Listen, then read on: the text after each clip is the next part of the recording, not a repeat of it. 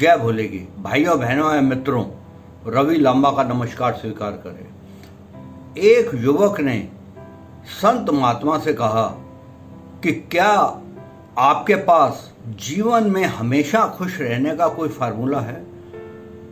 तो महात्मा जी ने बोला, हाँ बेटा है, मैं आपको बताता हूँ। तो वो उस युवक को सैर पर ले गए और सैर करते करते वो उसको उपदेश दे रहे थे, आध्यात्मिक बातें सुना रहे थे और साथ ही साथ बीच बीच में उसको वो कुछ ऐसे मजाक से मतलब हंसी मजाक की कोई बात ऐसे करते थे जिससे कि उसका दिल लगता था।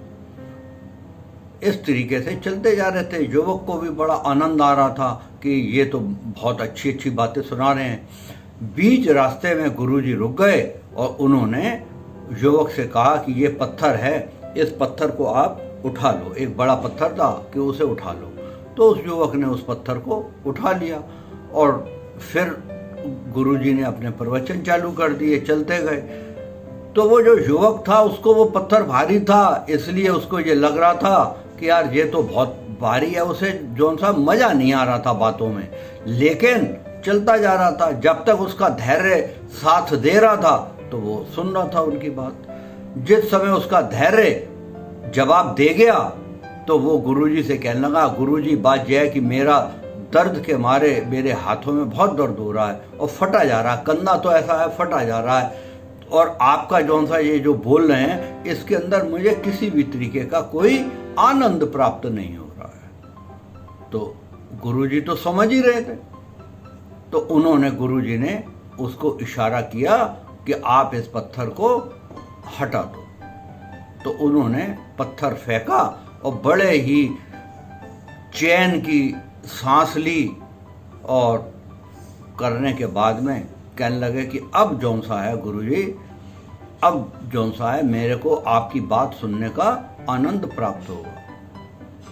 तो गुरुजी ने कहा, जो आपने क्वेश्चन किया था कि जीवन में खुश रहने का जो तरीका आपने पूछा था उसका मैंने आपको जवाब दे दिया है। गुरुजी ने कहा कि जब तक आपके हाथ में भार नहीं था, आप स्वतंत्र चल रहे थे, तो आप बातों में बड़ा ही आप आनंद ले रहे थे। उसके बाद जिस समय आपने भारी पत्थर आपके हाथ में था, तब आपको मेरी बातें अच्छी नहीं लग रही थी। ऐसे ही अगर आपने जीवन में खुश रहना है तो किसी की भी कही हुई कड़वी बातें आपने अपने दिल के ऊपर लेकर नहीं चलनी है, और ना ही द्वेष और ईर्ष्या से संबंधित कोई भी भार, पत्थर रूपी ये जो सा ये दोनों चीजें हैं, ये पत्थर जैसे भार है हमारे पास, उसको हम लेके चलते हैं तो ये लेके नहीं चलनी है, तभी आप सुखी रह सकते हो।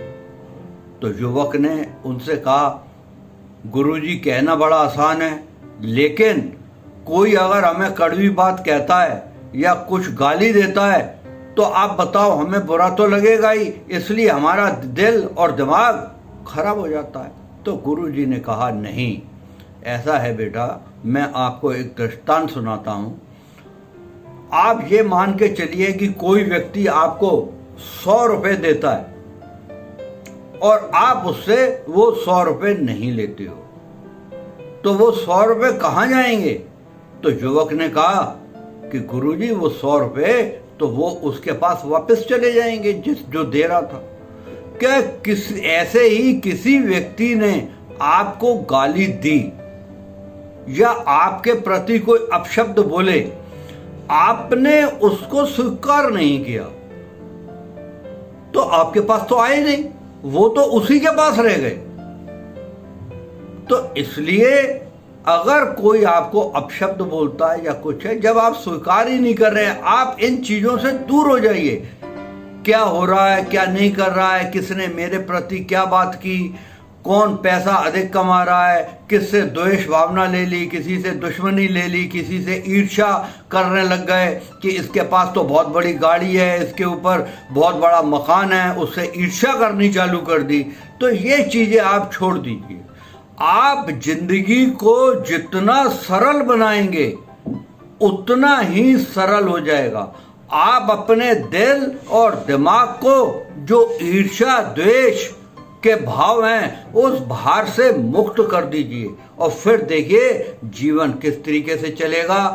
आपको इतना अच्छा, इतना खुशी से आपका जीवन जिएगा कि आप उसकी कल्पना भी नहीं कर सकते।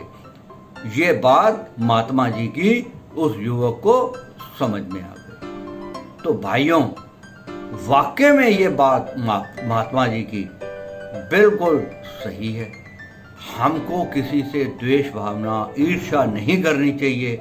अगर कोई हमारे प्रति हमें कोई गाली भी देता है, हमें हमारे प्रति कोई कड़वी बातें भी करता है, तो हमें इन चीज़ों पे अपने दिमाग में, अपने दिल में नहीं रखनी चाहिए। अपना जीवन चलता रहना चाहिए। जितना सरल जीवन होगा उतना ही खुशहाल जीवन होगा। तो भाइयों, इस तकनीक को अगर हम भी अपना लें, इस तकनीक से अगर हम चलें, तो हम भी अपने जीवन को खुशहाली से बिता सकेंगे।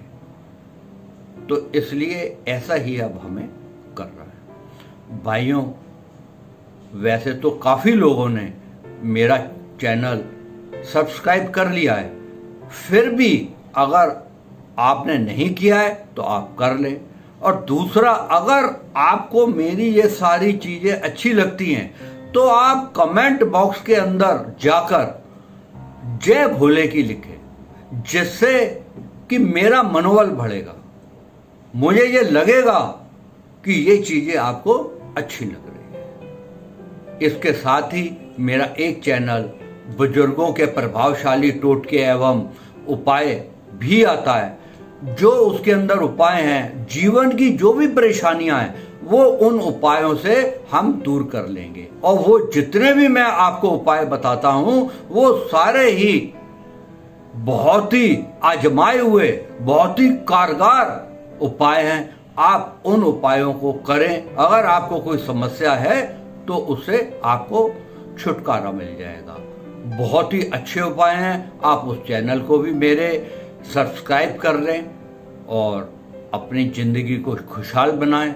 मेरा मानना है कि ये सारी चीज़ें आपको अच्छी प्रेरणा देंगी और आपको अच्छा जीवन जीने की राह अच्छी मिलेगी।